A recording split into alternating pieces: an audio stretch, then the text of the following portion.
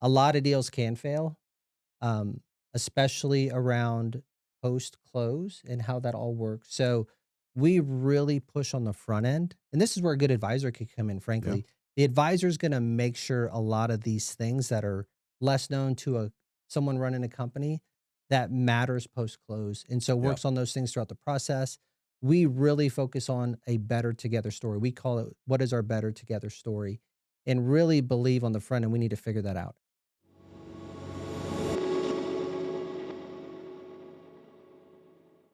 We had Josh Weis from Vehlo on the podcast today. I had a great conversation. Josh is a local Tampanian. He's been here basically his entire life, went to University of Tampa, and started early in his career in sell side M&A advisory and evolved into private equity and later into CEO roles at multiple companies in disparate industries. We covered that at great length.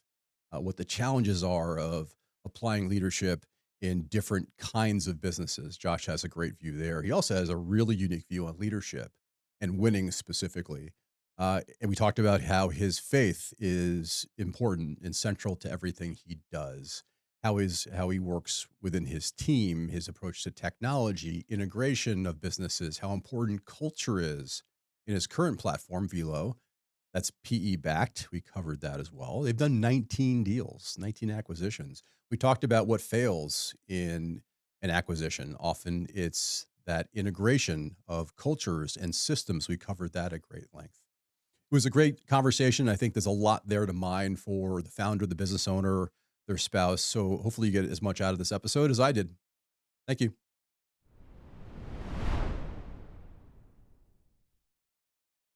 Welcome to Closing Remarks. I'm your host, Dara Shareef. We have with us today Josh Weis. Josh, introduce yourself, please, to the Yeah, audience. sure. Thanks for having me. I love talking business, and so this is an extra treat. My name's Josh Weis, Tampa guy, homegrown. Have not had a reason to move out of the area, but love business. So I've had the privilege of being a part of, especially private equity companies, the last 10 plus years. Been a part of a couple recaps.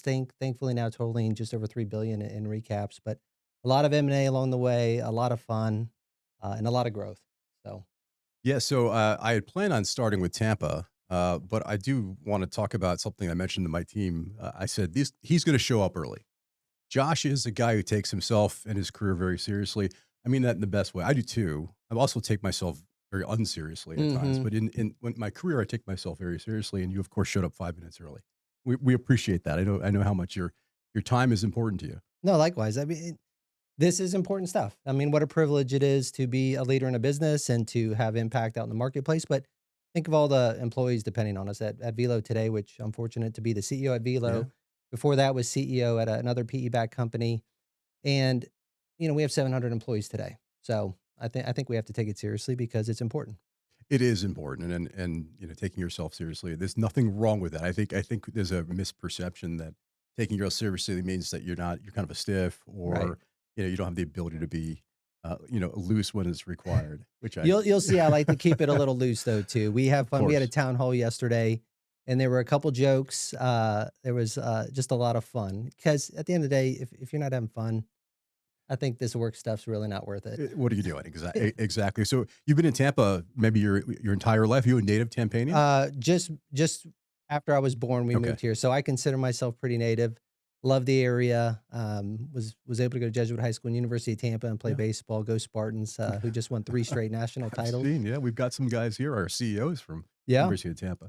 and Tampa's turned into a great sports town too. You got the Lightning making it Hockey Town USA. Would It love is. seeing your name on the arena these days. Bucks are always making it interesting. Yeah. So yeah, love Tampa. So let's start there. So you've been here for basically your entire life. You've seen the sort of the arc, the growth, the patterns. Where do you think sort of where we are today, where we're going, Mm. and maybe what we need to get there? Oh, in Tampa as a whole. Yeah, Oh yeah, Tampa has certainly morphed. You think of downtown when I was even going to UT, there wasn't a lot going on down there. Now no, it's very vibrant. it A is. lot of investment though. You think of all the Water Street investment. The Lightning started winning quite a bit, which always helps. That goes into a little bit of Sure my does. my leadership belief that winning is fun and winning is contagious. And I think that's really caught on in Tampa. And then, we win a Super Bowl title here and there with Tom Brady and Ron Gronkowski coming in for a Yeah, bit, only makes things a little more exciting. But no, Tampa it's a beautiful place. I think also the government system around here in the state of Florida has been attractive for Mhm. companies, and you know the weather here is a little tough to beat. Obviously, it can get a little hot in the summer, but all Yeah, around, I mean, just beautiful town. Being on the water, I was actually planning to go on the boat this weekend. We'll see if the weather cooperates, but Tampa's just a beautiful place.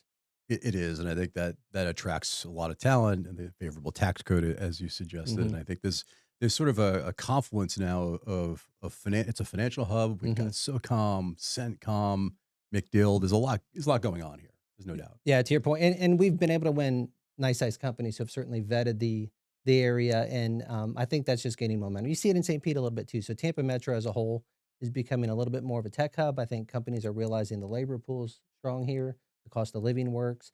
So we're going to have to continue to build infrastructure, and there's a lot of debate around how that should go, especially as you grow north of Tampa, since we're a little landlocked here. But Tampa's I think got a lot of runway. I think so too. So let's talk a bit about kind of your arc. So I know you went to the University of Tampa, as you said, and you came out and you kind of got into your investment career by working in a sell side, like an M&A Hmm. business, That's right. so something like what we do. And but talk about sort of that, and you went transitioned into like a PE role with ministry, and eventually a CEO role, That's right? right. So it's an interesting transition. Why don't you talk about that arc? It has been interesting, and so I graduated with a degree in finance. Just love the idea of how finance can impact business and the more strategic lens that finance brings to business. I was able to actually, right out of college, take on more of a business analyst role, and that was really beneficial for me, especially because I saw hundreds of companies from more of a behind the scenes view too. So the numbers, how they went to market, what was their competitive moat and right to win. And I did that for a few years before I was able to then take on the sell side M&A role, which was just as exciting because you're helping founders and owners and families have a big event in their life that's life changing.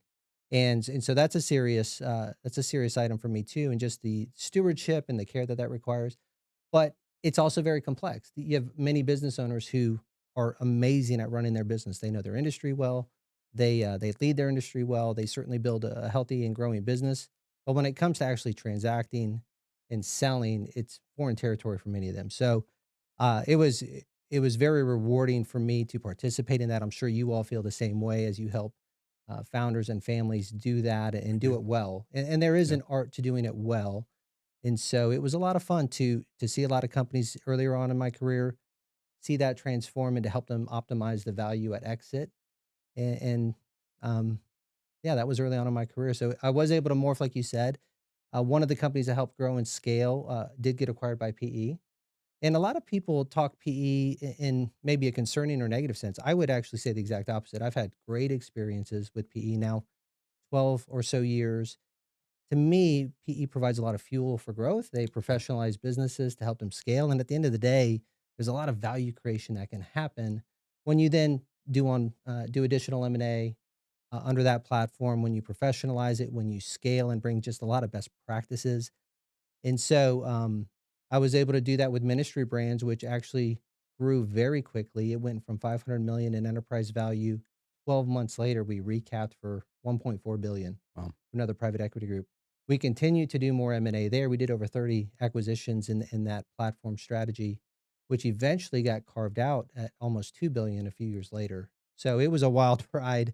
It's certainly not for the faint of heart in that world, Sure. but fun and exciting along the way. Again, this idea of how you solve the value creation puzzle is what kind of gets me juiced up every day. Yeah. So I know you take your faith very Mhm. seriously, and you call yourself a servant leader. Let's talk about how faith sort of works within the context of business, and how it helps you, and maybe where there might be some issues or struggle along with Yeah. that. I know you work for Ministry Brands, so love to hear sort of the juxtaposition of these two, sometimes disparate, Yeah. sometimes not notions. No, it's a great question. I think a lot of folks traditionally or in the past at least have felt, hey, those things should be very separate. Um, I did struggle with that idea of keeping them separate because my faith is very important to me, and it's not just a Sunday thing. So when I think of the best way to lead, I did glean a lot of that just from reading the Bible, and this servant leadership model I think works really well. I have 700 employees today at ministry or at Vehlo. We Yeah. had similar size at ministry brands. Yeah. Think of the compound effect of me unleashing their talents and the culture we have in the company out into the marketplace. And we've seen that go really well. But my job is to think of how do I serve them well? How do I help them? How do I unlock things that are slowing the business down so the really talented people we have can go out there and just win? And they do. And so a big part of that is top grading as well and having A Yeah. players. But at Ministry Brands, it was extra special. We were the largest church technology company, we believe, in the world at that time. We just grew so fast. We served over 100,000 churches. We process so much of the giving. So if you go to a church and you check in your kids or you do anything that interacts with, say, the rec ministry or just you give at the church at all, there's a lot of system and technology behind the scenes. We had all of that, including the donations and the kind of payments or donations engine as well. And, we processed over 8 billion a year in gifts.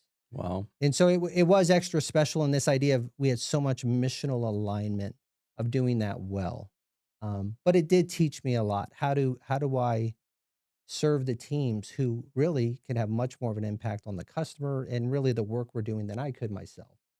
And maybe that's the finance geek in the background there, where I Sure. just understand the compound effect Yeah.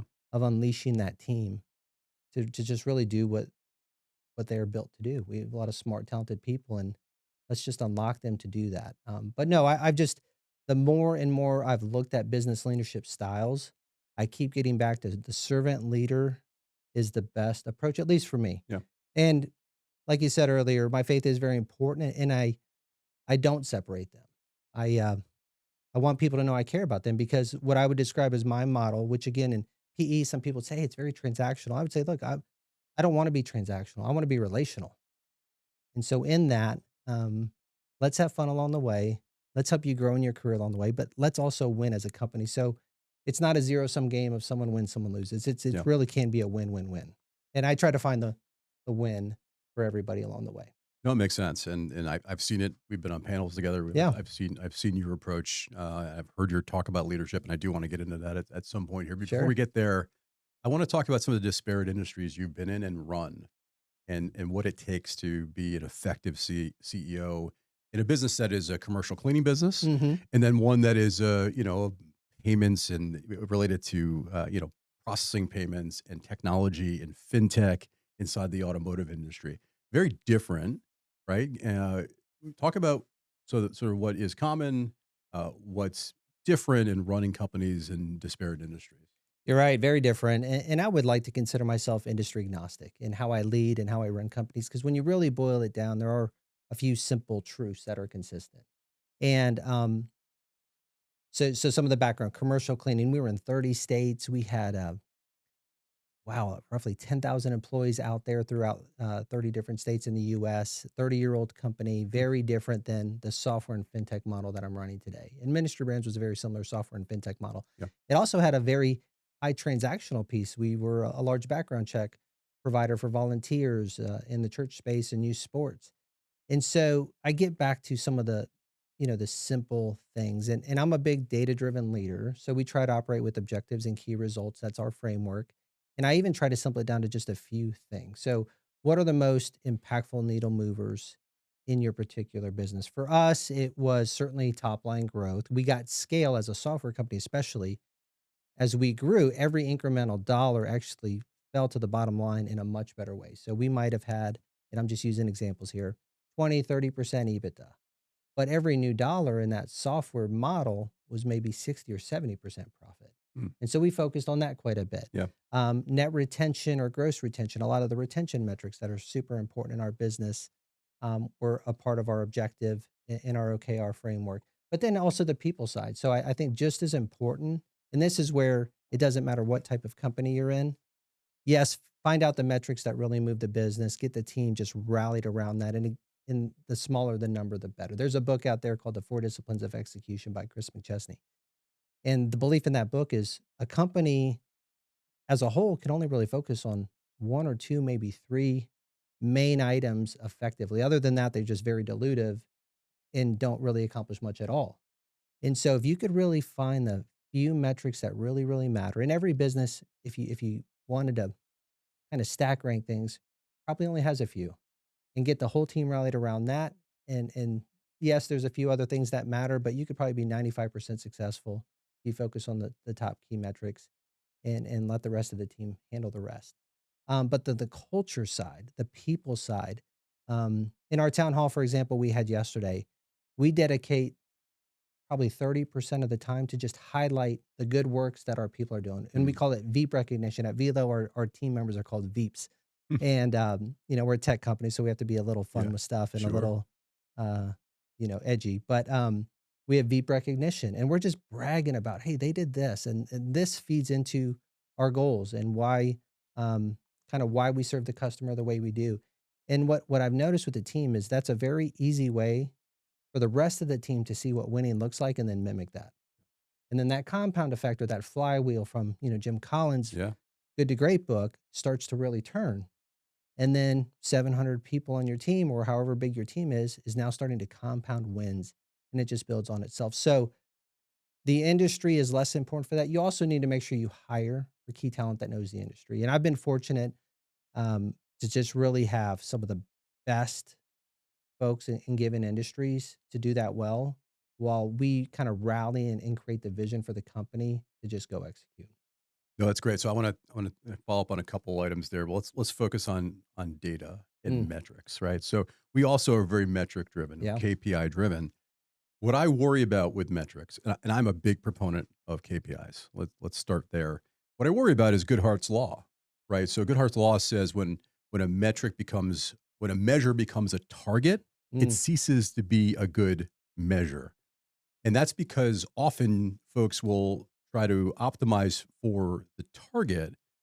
And if the target isn't precise, you can create a moral hazard. So if it doesn't necessarily optimize for the enterprise, what's best for the business, mhm, you can actually incentivize behavior that's counterproductive, right? So the classic example is in Soviet era Russia, where they would reward for the number of rounds created, mm.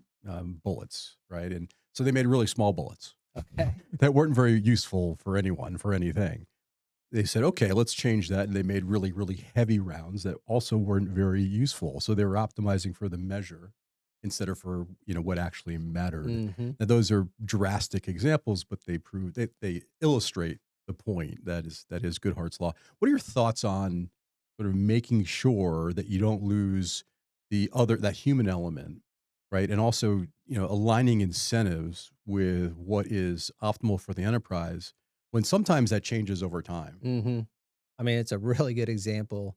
And this is where the secret sauce or more the art of an operator comes in. Because I think your point is very valid. And how do you incentivize the team for the right behavior? Um, it's tough. It's Yeah. certainly not black and white.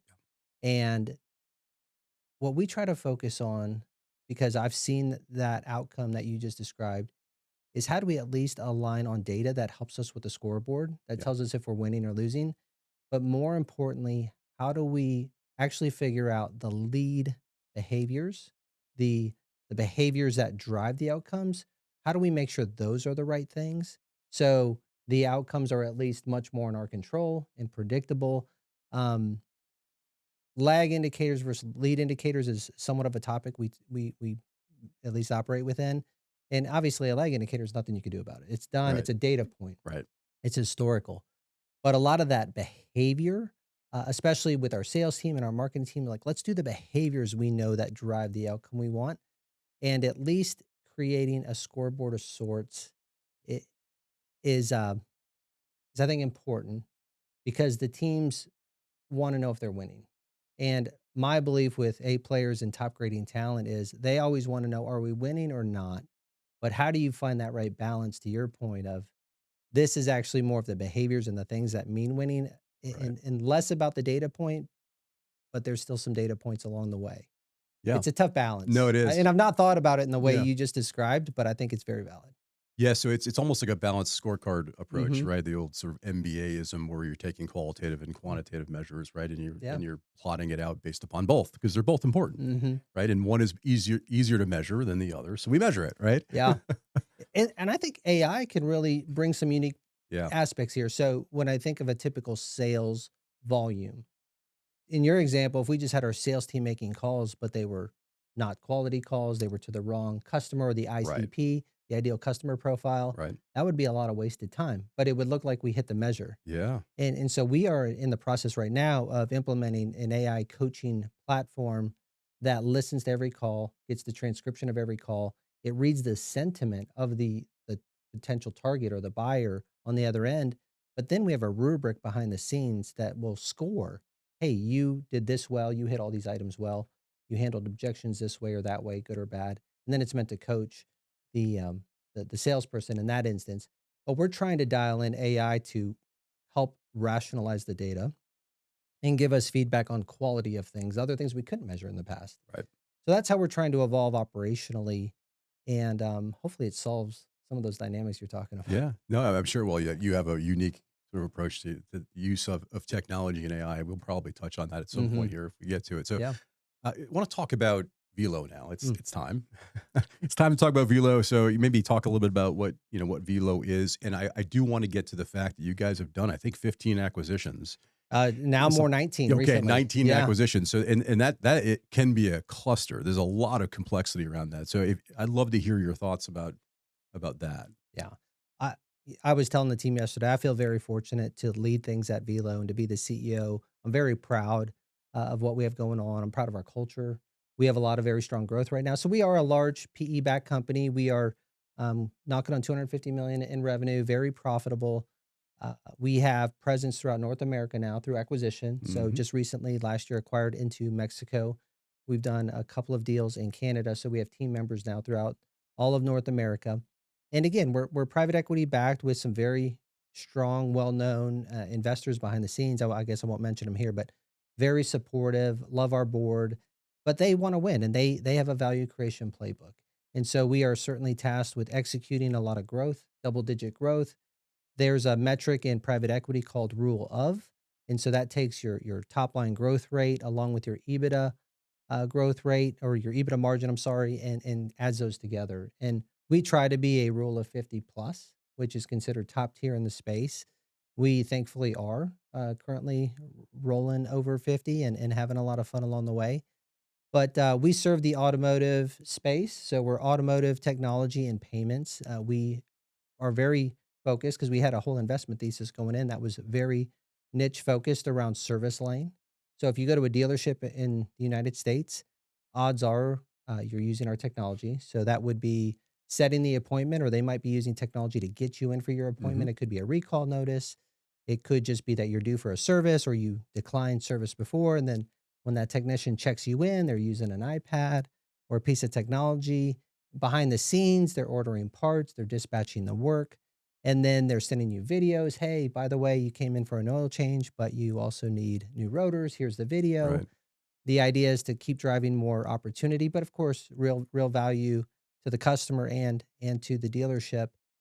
And then ultimately the payment on the back end. And we will process about 14 billion in payments this year. Wow. So we're doing a lot of payments.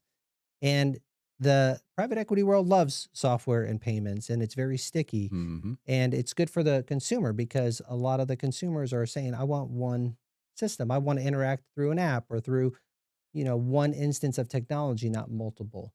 And we also serve the aftermarket repair shop. So our investment thesis was we want to win the vehicle repair service no matter what. So if that is at the dealership earlier on and then deflects over time into aftermarket shops, we are the only company positioned to see that full flow.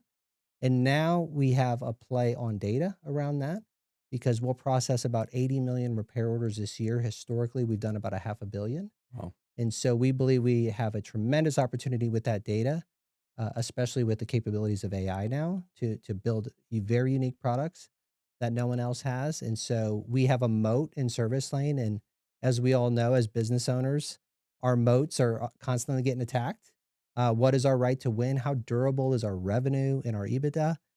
And so it's our job to continually evolve and make sure those moats are stronger. The data plus the AI story I just mentioned is how we're doing that today. Yeah. Yeah. So that's so it sounds like you were thinking through all of the challenges We're here. trying to. When acquisitions fail, it's almost always because it's usually not because you've just bought a bad company. Usually it's Hmm. in the integration, and usually that's because of culture and systems. That's right. And these are things that you are very much, fond of talking about. It sounds like you're well versed in both. And you care about culture, I think, incredibly, right? And also you're a technology guy. Hmm. So talk about sort of the integration of 19 businesses into one without corrupting what is already there, Yeah. without having these systems play nicely together. You're a technology company, man. There's a lot there. Talk about that. There is. And 19 acquisitions historically. This is going back to end of 2019, 2020. So also a lot of time when COVID hit, which Yeah, is why we're a remote culture today. We just kept that in place. But you're exactly right. A lot of deals can fail, um, especially around post close and how that all works. So we really push on the front end. And this is where a good advisor could come in, yeah, frankly. The advisor is going to make sure a lot of these things that are less known to a someone running a company that matters post close. And so yeah, works on those things throughout the process. We really focus on a better together story. We call it what is our better together story, and really believe on the front end we need to figure that out. How does that product fit into our ecosystem? Because we're a platform play. And our thesis earlier on was let's buy these point solution companies that collectively fit into our platform in a way that really gives us a right to win and creates the moats we were talking about. yeah, But there's a lot to it. How is that product going to fit in? What does this mean for the team that's coming on board? What does this mean for the founder? In so many of our acquisitions, we were very upfront. Hey, founder, you built a great company. This is obviously going to be a nice financial windfall for you. Some of those founders stayed on, but most of them wanted to go, and we aligned on the front end that it was okay for them to go.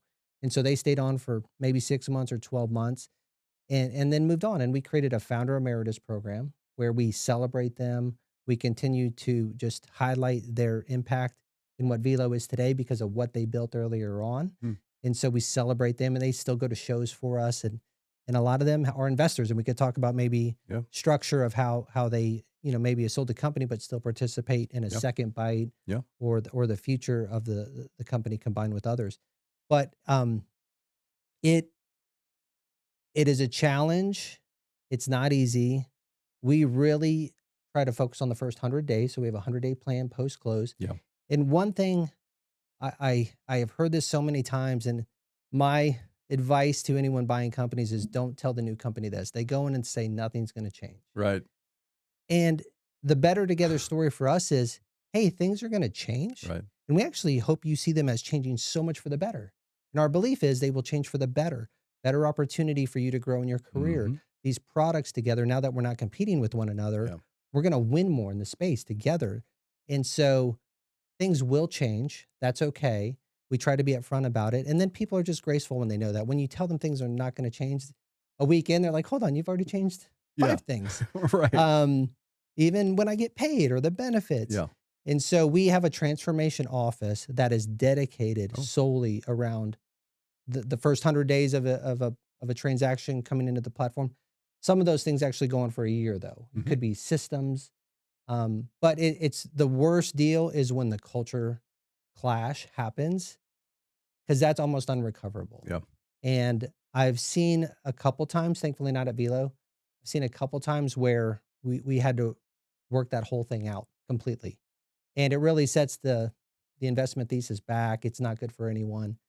And so how we vet the people and the teams, we try to have those conversations pre-close. And there's always a sensitivity of when you have those conversations or when members of the team being acquired are aware of all this happening. And that's again, where a great advisor could say, hey, this is what we see works well. As we observe what's going on in this transaction, this is what we recommend as well as far as how we handle those things. Because there's what I call landmines in a lot of these deals, and we're just trying to be very cognizant of where those landmines are and, of course, not step on them. But the people in the system side is probably the most common heartburn area. And so, again, we dedicate a whole team around it to make sure it goes well because we're making a big bet and we're investing a lot of dollars to make sure it goes well. And thankfully at Velo, we have a bunch of pros that have done this in the past from various PE backgrounds, like Vista, who's got a very rigorous playbook, and we've taken some of the best of that, and it's gone well for us. But it's yeah, never easy, so don't kid yourself that it's going to be. And I think one thing founders need to know emotionally, when they sell the company, they no longer own the company. Right. And it's hard. And there's a lot of studies around the almost PTSD or emotional trauma that a founder can go through. And a lot of them don't think they are going to go through it, and then they do. So again, I think that's where an advisor or certain, people in your life can help you get ready for that. But I think you have to know, you sell that company, you do not own it anymore. And whoever owns it in the future is going to make some decisions that doesn't mean they're right or wrong decisions, but they're going to be different than yours. Yeah. And that's just a emotional and mental item that you have to be prepared for. And it's hard. So there's a couple things there that I was going to quickly react to. One is that last piece. I mean, I talk about that a lot. Is when you're selling a business, you're selling a part of your identity. Yeah. And in some cases, you're actually selling your identity. You've only seen yourself through the prism of being a business owner, right? So you donate a foursome at the charity auction, and you're always involved, but it's always through the lens of this business. And your friends and all of your relationships come out of that. And when you sell the business, you're selling that. And if you haven't established a separate identity, you're selling your identity and you don't know who you are, you're lost. You're 58, 60 years old and you're lost because you've never created a personal That's right. identity. And so it's a real challenge. The other part that I wanted to touch on, because it's so elegantly said, I talk about that transition as being change management. So when you buy a company, there is a change management process happening, whether you like it or not. So anyone who says that nothing is going to change is being disingenuous. Yeah. So if you don't approach it like classic change management, where you put together teams of involving buyer and seller, we really talk about how it has to look like and what's important. What do we value, right? That's how you do it. And it sounds like you guys are all over that. We try to be, and you're exactly right. You have to be all over it. It's very intentional, and it is change management. And especially if the owner or the group of owners is rolling equity into the new deal. Yeah. That much more important for them to help along the way and make sure it's successful. Because I have seen, and I would say the first 100 days is the most fragile period of a deal going well or not. Yeah. Because if they go south, it might take you a year or more to clean that up. And it just is, it's a lot harder and no one's having fun. But on the flip side, it can go well. It's always going to be a little tough. But if you're upfront that things are going to change and just do it through a change management lens, everyone gets through it. And then they're excited on the other end of it. Absolutely. So I want to talk about leadership now, because that's a big part of your sort of your approach to life. And you've got a saying you just call winning. So all your emails end with #winning. I see it on your LinkedIn. You have a very unique approach to leadership. I'd just love to hear your sort of general approach to leadership, any philosophies you have, how you envision leadership. Yeah, this has been molded, I would say, accidentally, but the response I've seen from it is why I keep leaning in there. But I think it warrants a little bit of background. So I was a competitive athlete. I played high school baseball, won a state championship here in Tampa, which was a highlight of my baseball career. Ended up going to University of Tampa, like I said, who's had a great program and had a great 4-year college athletic experience. Well, then as you get into business and everyone starts to profile you and run all these kind of tests on you, I did the Strengths Finder assessment.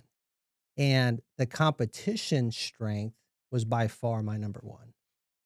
And I do love winning. I just get juiced up by the opportunity to go out and compete. And I was able to, that's in your DNA. That's just who you are. So I was able to take that with me into the workplace. But the reason it came about, I was at Ministry Brands and we were going through a tough period of growth, of a lot of acquisitions, and one of the divisions really struggled. I mean, the product broke, we were growing too fast, and the board made a decision to reorganize the business. I was running the highest growth division in the company. We were having a lot of fun. The momentum was great. And they said, Josh, we want you to take over this part of the business, which everyone knew was not doing so great. Well, it was very interesting for me. I was be on a Zoom call with the one team in the division doing really well. And you could just feel the energy. Yeah. Everyone was excited. The morale was real. It was genuine. And then I started, I'd go to another call with this other division, and it was night and day different. And it wasn't that they were great people. They just, frankly, had gotten their butt kicked for a bit. And they wanted to do well and serve the customers well.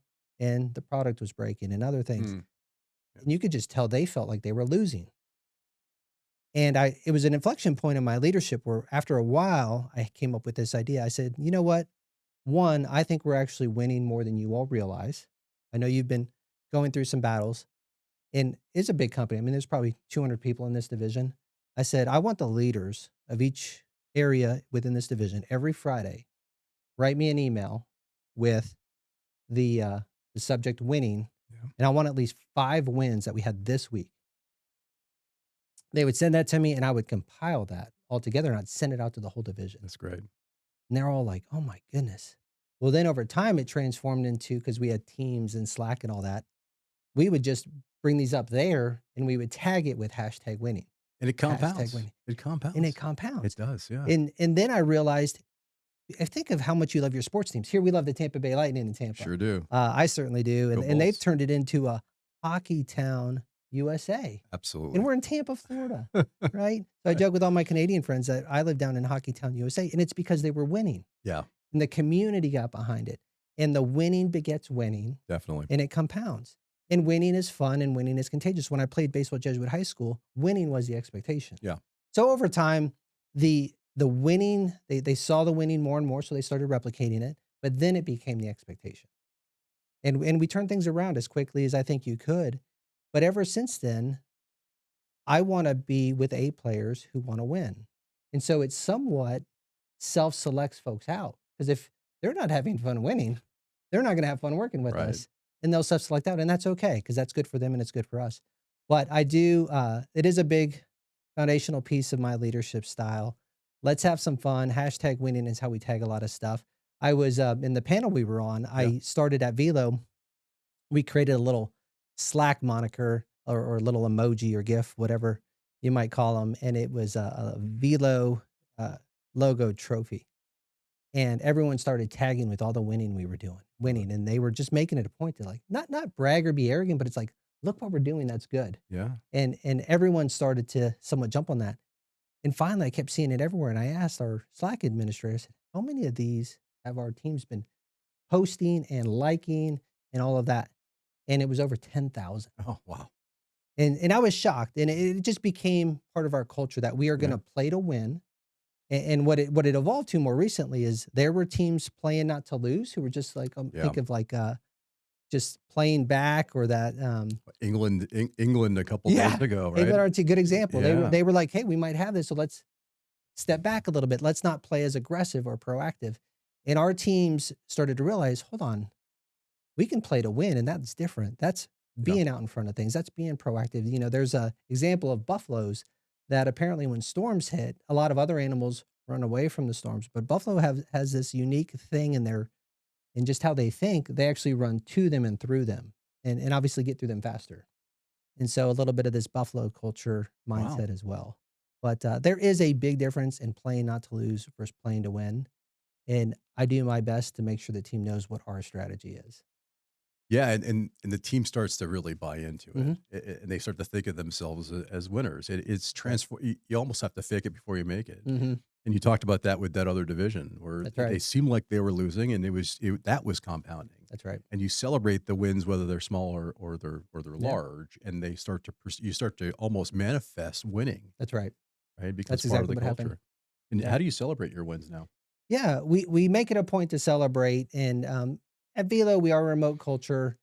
We'll send little Amazon gift cards just saying, hey, look, we know we had some IT teams doing a migration of stuff till midnight, 1 o'clock the other morning. I just sent them a little note and Slack saying, hey, really appreciate you doing that. But also, we're going to just send you a little Amazon gift card or a gift card to take your wife out Yeah, that's since you great. didn't get to have dinner with them. We try to just call it out. We have win channels, so ops wins, sales wins, I love it. and we try to call it out.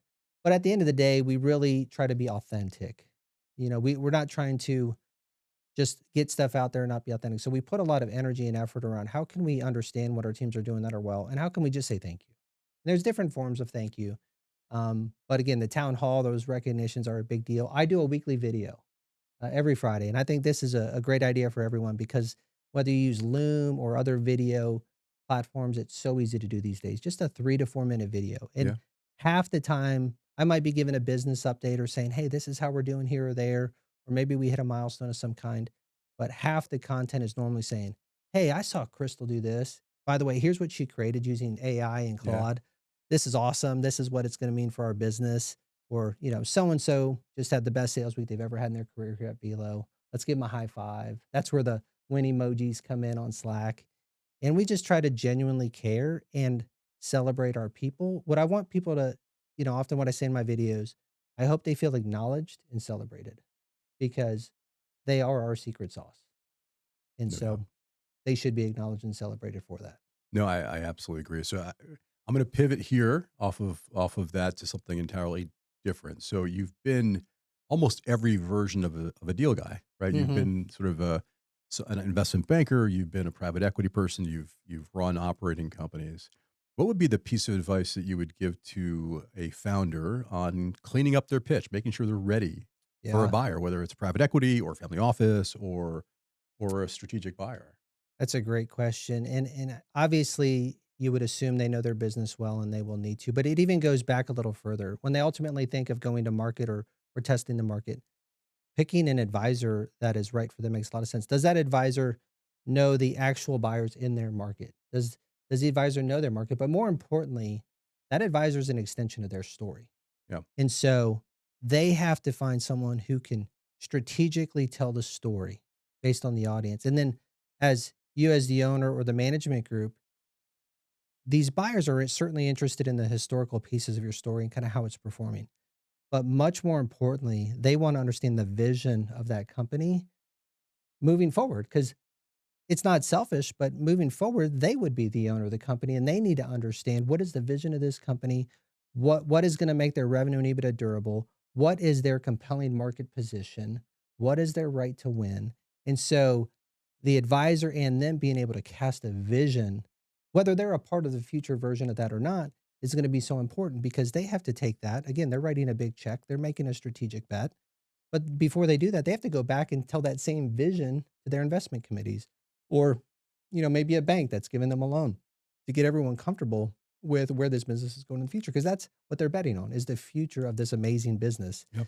Part of where it's been is helpful, but that's not the whole story. It's really so much more about where it's going that you have to be able to get people excited about. Not sell them something that's not real, but just get them excited about the vision of where this thing can go, especially with them coming in as a new buyer and investing capital or helping with M&A or bringing best practices and professionalizing the business. No, I love that. I love that. So, what would be a piece of advice you'd give to a seller, just full stop? Mm, You've given some already. So you've talked about being ready for that sort of that next challenge that isn't tied to being the business owner. Is mhm. there anything specific that you would want to give if you're shouting out to, hopefully the thousands of business owners that are listening to us today? What would be that one Yeah. piece of takeaway advice you'd want to give them? It's probably advice you've heard before, but you have to prepare much earlier than you think. And run your business in a way that if a buyer came knocking tomorrow, that the business is ready for sale. You might not have any intention of selling it, and that's Yeah. fine. Keep growing your business and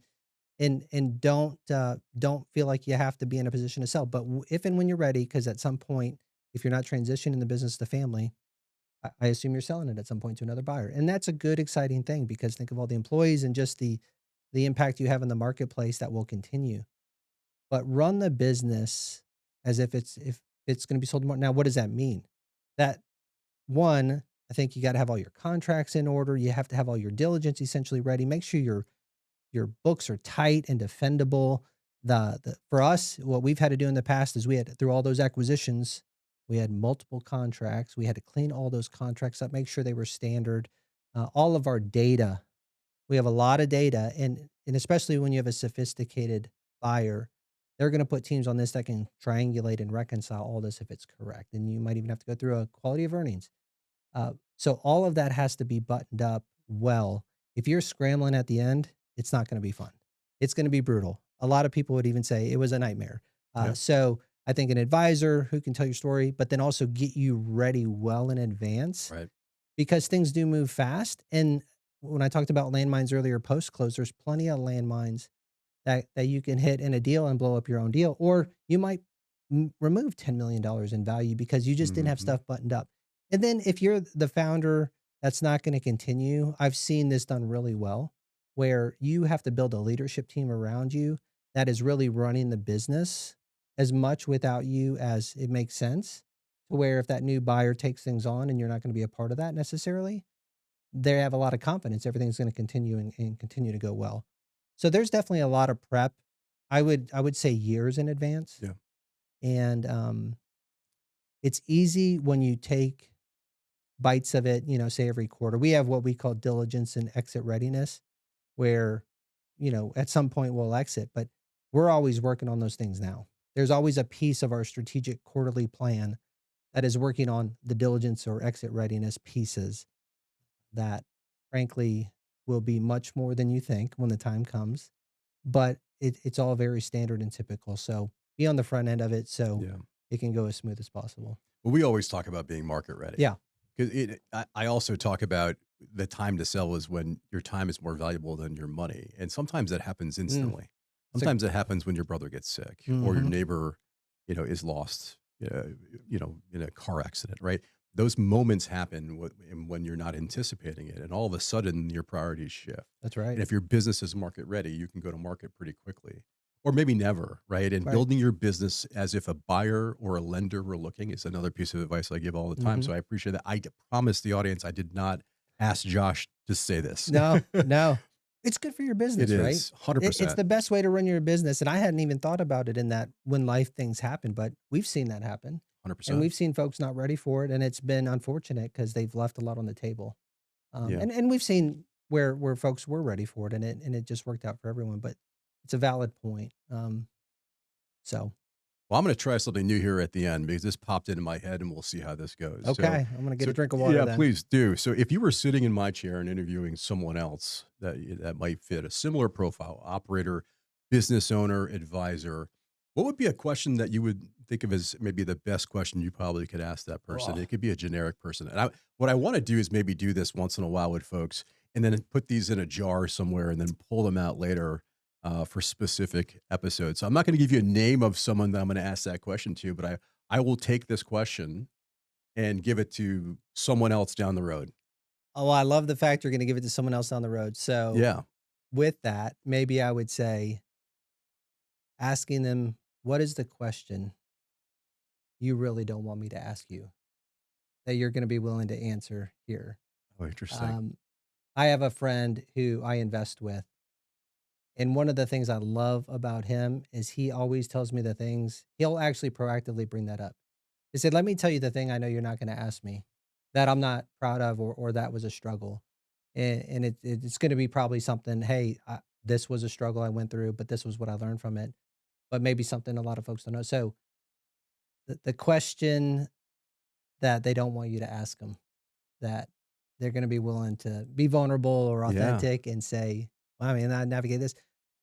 I can't think of anything right off the cuff Yeah. on that one, but I know we've gone through challenging things Yeah. where it's been hard, on the people side or as we make decisions as the business evolves post deal.